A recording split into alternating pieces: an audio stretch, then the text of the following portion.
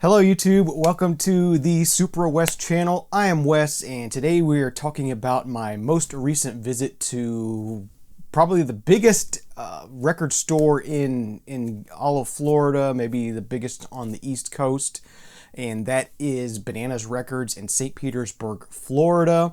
Record store I've been to numerous times over the past many years since I got real serious into collecting vinyl again, but I hadn't been there in probably at least 5 or 6 years. I'm not sure how long it's been. It's been quite a while since I had been down there.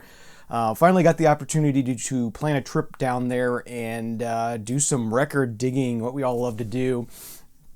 I didn't take any video while I was there. I did shoot one selfie when I was arriving and just sort of focused on digging, and we spent 4.5 hours there. I think we were there for, I think it was about 4.5 hours.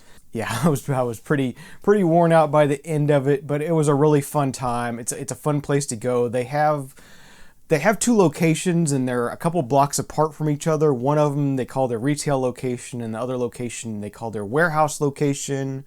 But the warehouse location you can go and visit and you can browse. Most of the warehouse location is browsable. There is sort of an online sales area that they have marked off where you can't browse, but for the most part the warehouse location is browsable. But I just visited the retail location this time. So between the 2 stores, they say they have over 3 million records, which is probably a fair assessment. They have a lot of records. I keep saying this over and over again. I really wish they would just find an old abandoned, Kmart or something and just get one giant space to house all the records. I think that would be just an awesome place to visit. Make it a destination for people who are vinyl lovers. Make it a really big deal, like an Amoeba Records or something. That scale of store. I think it would be really cool to sort of combine all they have into one location and make it a really cool place, and maybe have a stage where bands can play. Maybe have a small cafe where they can serve some snacks and beverages, because like I said, we were there for 4.5 hours, and I sure could have paused and used a beverage at some point during the day, and who knows, maybe I would have stayed and spent some more money there if they had beverages. Anyway, a really cool place to go, really fun place to go, and I was glad I got to go. Spent 4.5 hours there. Got about 14 records in all. So let's just go ahead and get into it. I've spun all these. I've listened to all these, so I can give you a bit on each one. So I mostly focused on the new arrivals section, which I actually didn't pick anything out of the new arrivals section, but I did go through that. And then I stayed sort of in the pop rock area, which is kind of the center of the main part of the store. They do have different rooms. They have like a country room. They have a classical room. They have a jazz room. They have like soul and other genres sort of scattered around the outside of the store. It's pretty well laid out, pretty well organized. But I stayed mostly to the center of the room, which is kind of pop rock area. So this first one we got here is the debut album from the band The Escape Club. This is their debut album from 1986. So the Escape Club are mostly known for I think they only had one really big hit. Wild Wild West was a big hit for them in the 80s. That was the album that came after this one. This has a very similar sound to that album. I was curious about it. It's surprising that I bought this, because in the end I didn't really care for their second album, and this has that kind of same vibe to it. Wild Wild West is a great 80s song, but nothing else on either of these albums I found has sort of lived up to how good that song is. So yeah, it's kind of you hear the hit, and that's the good one. And overall, I was kind of let down by this one. So I bought it with that expectation in mind, knowing that overall I did not like their second album, and I've expected probably not going to like this one either, but I wanted to give it a shot. Found this really nice clean, it's even a gold stamp promo copy of it. EMI America label. They're out of the UK, is where the Escape Club is based out of. So yeah, that was my first pickup, or the first pickup I have to share with you. So overall, I will say in the past when I visited Bananas Records, I found the condition of things to be, it seemed like in the past the condition on things were poorer than they were this time. I was kind of impressed this time when I visited. It seemed like the quality of the stuff they had on hand had improved. Maybe they're doing a little bit more care in, not putting things out that are not in great condition. So overall, things were in excellent condition that I did find. So it was really a really good experience in that respect. So the second thing I have to share with you was actually one of those nice experiences, something from my Discogs wish list, something that's been on my Discogs wish list for years. Just hadn't sort of pulled the trigger as far as ordering it. Mail order kind of situation, and it's always an awesome experience when you sort of stumble upon one of those things in the wild, and this was one of them. And I believe this was a VC recommendation. I don't remember who it was that initially turned me onto this, but thank you if you happen to watch this. And this is Trees with the album title of Sleep Convention. So Trees is actually a one-man project by the name of Dane Conover. So Dane wrote and performed and sung on all of these songs. Trees is a synth pop project, I guess is the best way to put it. 1982 is the release year on this. Just an amazing synth pop project. I will say I did pull this out of the new wave section. They did have a really nice new wave section. I spent a lot of time in the new wave section. I got quite a few things in here from the new wave section. This was on my wish list for a while. It's something, as I said, somebody in the VC had shared. I sampled it at the time and, just sampled a couple tracks really quickly, just a few seconds of each one, and said, yep, that's something I like, and added it to my wish list, and kind of thought about pulling the trigger on it several times on Discogs and just never did, and to find it in the wild is always a fun experience. So highly recommend. I think this is the only album that ever came out of this project. But just killer early 80s synth pop. Okay, the next thing I have to share with you is also from the new wave section, probably my favorite blind buy from the whole trip. Did do a number of these are blind buys for me. And this was a killer blind buy. The album cover intrigued me, and I thought, what the heck, we're going to give this a shot. It turned out to be an amazing synth pop album. Sadly, this is their only full-length album, and that is the group Our Daughter's Wedding, and the album titled is Moving Windows from 1982 as well, so the same year as Trees. And again, really cool, sort of quirky. I kind of want to put them in kind of a, it's kind of like Kraftwerk meets Men Without Hats. It has some of that Kraftwerk inspired synth sounds to it, but it's also very quirky and very poppy and very almost comedic in a way, like Men Without Hats would be. Just a killer group, killer discovery. I was really glad to find this in the wild there, and do that sort of blind buy discovery of this group.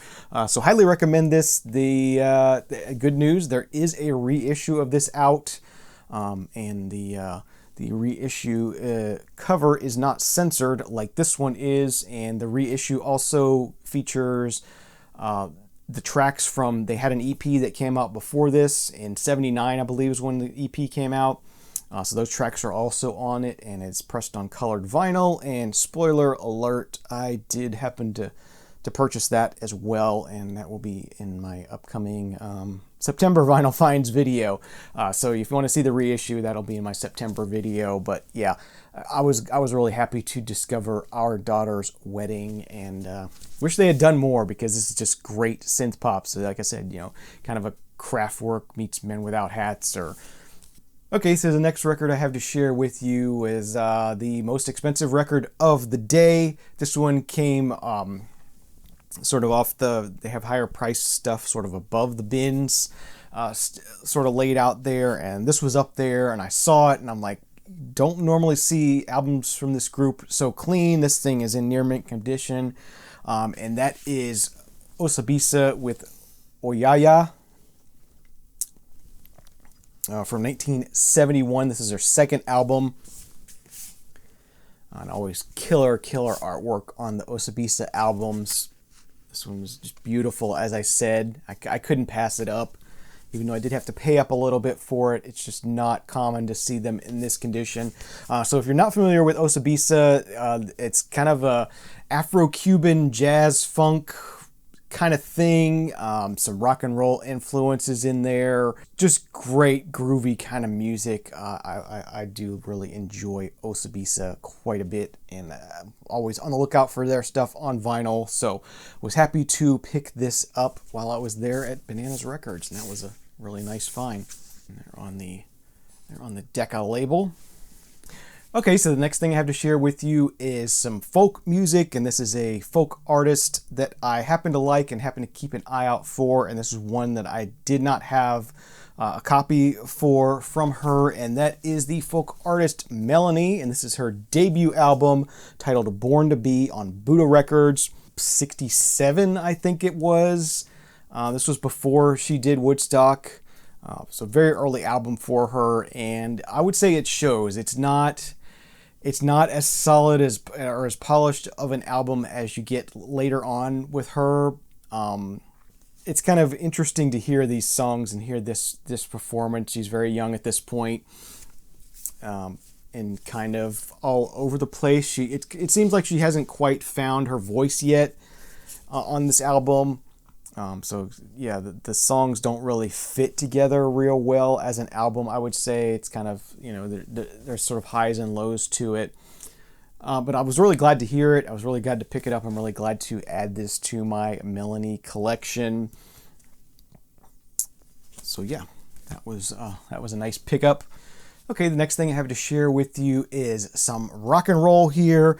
This is Paul Kantner with Planet Earth Rock and Roll Orchestra from 1983. A Paul Kantner album I was not familiar with, and kind of ties into a video I recently did, where I did a vinyl discovery video on Paul Kantner and Grace Slick Blows Against the Empire. So this is an album that was written as a follow-up to Blows Against the Empire, but wasn't recorded till 1983. It sort of dives more into the world that they're talking about, this sort of utopian world and all that kind of thing. You can kind of see on the back, the artwork is really nice on this, as far as tying into the whole sort of feel they're going for here. I would say I liked Blows Against the Empire a lot better than this. This has its moments, but overall, it was kind of a ho-hum album for me. Again, this has a really cool artwork that goes along with it.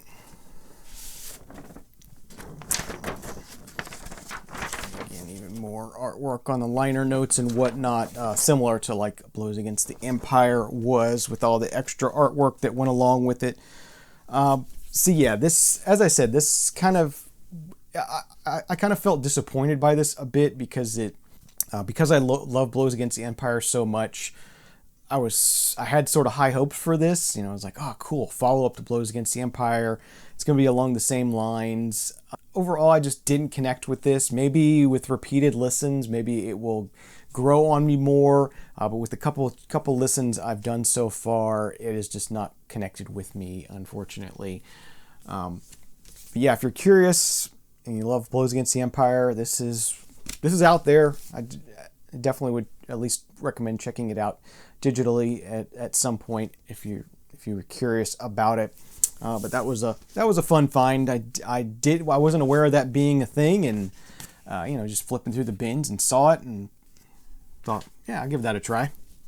All right, and the next one I have here to share with you was another one. I believe this one came from the New Wave section as well, even though I'm struggling to put this in as New Wave. I wouldn't really call this New Wave. This is a group that I wasn't able to dig up much information on at all. It's not much out there available about them. But this is NE1 with Illusions. Vector Records from 1986, it looks like. I think they're out of Connecticut somewhere up in the Northeast. See, yeah, this album is kind of all over the place. It sounds more like a demo tape to me. Side one is kind of like has kind of like a pop rock Phil Collinsy kind of sound to it, and then you flip it over on side two, and it gets more into like a Bon Jovi hard rockish kind of sound, and then it finishes on like an instrumental track that's like a free a free rock instrumental track, and they're all doing their own thing, and it never seems to really tie together into anything really coherent. It's kind of all over the place. So yeah, overall this was definitely not good in my opinion. But it was fun to roll the dice on it and give it a try. So I can't recommend that one, but that was one of my pickups, so I had to share it with you. All right, so the last stack of records I have to share with you, another 7 or 8 here, quite a bit, came from the back room at Bananas Records, and it's not outdoors, it's an open air room where they have all their discount stuff. So there's a lot of 12-inch singles. I think the 12-inch singles are around $1 a piece. The LPs are $2.99, or if you buy 5 or more, they're $2 a piece. And it used to be on Wednesdays they were $1 a piece. I don't think they do that anymore. Not 100% sure. There used to be a special on Wednesdays where they were $1.50 or $1 or something. There was some kind of special on Wednesdays that happened, but I didn't see any signs mentioning that anymore, so I don't think that's a thing anymore. But anyway, they have tens of thousands of bargain records, $2 a piece basically, as long as you buy 5 of them. And they had dollar DVDs back there, and a bunch of dollar CDs back there. Just a fun place to stay. As I said, it is open air, so whatever the weather's like outside, that's what it's going to be out there. It was, we were there in August, and it was still pretty hot, so it was pretty hot out there, but I just spent a little bit of time out there and managed to find some really cool stuff. So let's go ahead and get into it. This first one was a total surprise, and I am not sure, it must be a mistake. This should not have been out in the bargain section at all. Paul McCartney's Pipes of Peace. And this is a UK pressing on Parlophone. I think it's Parlophone. Yeah, Parlophone. So nice. Well, not actually. That's not really a great gatefold. It's just an okay gatefold. But yeah, an album I did not have on vinyl, so it was really cool to find this. Has the inner sleeve with the die-cut corners and everything. And yeah, as I said, it's on Parlophone. And yeah, there's nothing wrong with it. Plays fine. Nice VG Plus copy here. Not any major issues. No skips or warps or anything. So yeah, I don't know why that was out in the $2.99 bin, but it was marked $2.99, and I paid $2 for it because I bought more than 5. So yeah, Paul McCartney's Pipes of Peace. Glad to add that one to the collection, and that was one of my better finds from the bargain room there. All right, this next one is another kind of local, I don't want to call it private press, even though it probably is a private press kind of thing. But this is a group called Big Clock. This is a 4-track EP that they did out of Brookline, Massachusetts from 1987. So yeah, this definitely has sort of a late 80s kind of a late 80s pop sound to it, moving into more of a smooth jazz kind of sound. Didn't love this one, but I thought I'd give it a try. And overall, it was not something I really cared for too much. But it was fun to give it a shot. All right, next up we got a bit of jazz funk. This one's coming to us via Brian Auger, and this is his album titled Search Party. 1981 is the year on this one. So yeah, just some good keyboard-based jazz funk kind of stuff here. Kind of an odd thing. Just thought I'd check it out, and yeah, it's good if you're into jazz funk. You want something funky and groovy to check out. That's out there. This is on the Head First Records Digital Master. This is kind of that time when everything was going digital, so that was like a big deal. Digital recording, kind of thing. But it is what it is, but yeah, just a fun thing to check out. Figured $2, what the heck, I'll give that a shot.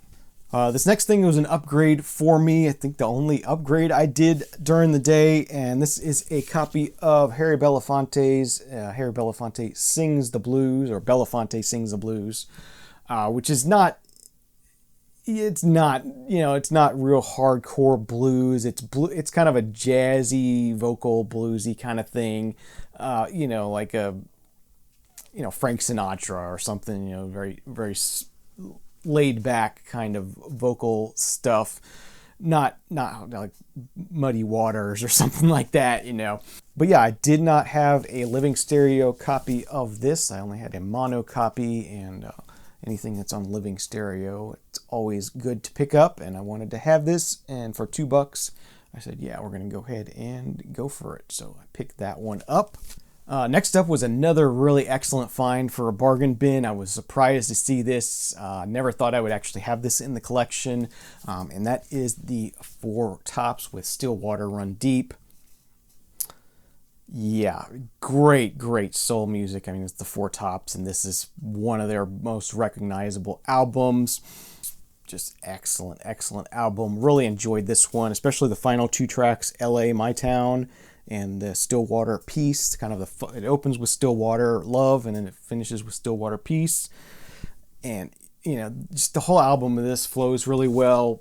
Excellent album, and yeah, I was glad to pick that one up for $2. It was really, you know, the cover is a little worn, but not bad, and the vinyl itself is in really nice condition too. So yeah, that was a really nice find. Okay, next thing I have to share with you is another sort of synth pop kind of thing. This is Kaja Gugu with White Feathers from 1983. I think it's 1983. This one features their big hit Too Shy on it. Of course, Kaja Gugu is Limal's group who did the Neverending Story and that kind of stuff. So it's all in that same wheelhouse. Just very chill kind of synth pop kind of stuff, and yeah, I did enjoy this one quite a bit. It's cool to have this, a nice gold stamped promo copy of it. All right, next up we got some, I guess the best way to put this would be some big band music, which is something I don't normally pick up, but I like the cover. It's on Mercury. I just wanted to grab it and check it out. So for $2 I picked up Buddy Morrow's Night Train. So yeah, just a really nice, you know, jazzy, big band, loungy, very peaceful, not peaceful, but very relaxing, chill kind of dinner kind of music. Yeah, really nice listen, really great for a late night kind of spin, or, you know, just want to have a sort of a romantic, intimate kind of dinner setting. Really nice to listen to as well. And again, really great sounding. These Mercury records are just awesome. I love them. So that was a nice pickup, and I was glad to grab that. I will listen to that again for sure. All right, and then the final thing I picked up at Bananas Records, and I hope it's not another 5 or 6 years before I get there again. I hope to get there again sometime, maybe early next year. Be nice to go back and visit while the weather's still cool. That would be nice to be able to spend more time in the bargain area, because I only did about maybe 20% of the bargain area, if that, 15-20%. There's just so many records there to look through. It's just crazy. That's why I said spent 4.5 hours there and really didn't feel like I saw very much. But this one's from Susie Quatro, If You Knew Susie, from 1979. Yeah, I'm not real familiar with Susie Quatro. I've heard the name before. I thought this was gonna be a little more rock and roll. It was a little not rock and roll, a little too much not rock and roll for me. She does Rock and Roll Hoochie Coo, cover of Breakdown on here. You know, overall, I just was kind of let down by this. Wasn't sure what to expect. I thought I was gonna like it more than I did, and it turns out, I guess I'm just not that much of a Susie Quatro fan. So that does it for my vinyl finds from Bananas Records in St. Petersburg, Florida. If you ever get the chance to visit, I highly recommend it. As I said, block out a good bit of time for yourself to spend there, because it's a big place, and if you can, go to the warehouse as well. There's there's millions more records there too, and it's a crazy place, but it's a fun place to visit. As I said, hope to get back down there early next year sometime. Thank you very much for watching this video. Hope you enjoyed it. Leave me any comments you have down in the comments section down below. Give me a thumbs up if you like the video. Think about subscribing if you want to see more videos from me. Have a great day, great night. Enjoy some great music, and we'll see you again next time. Cheers.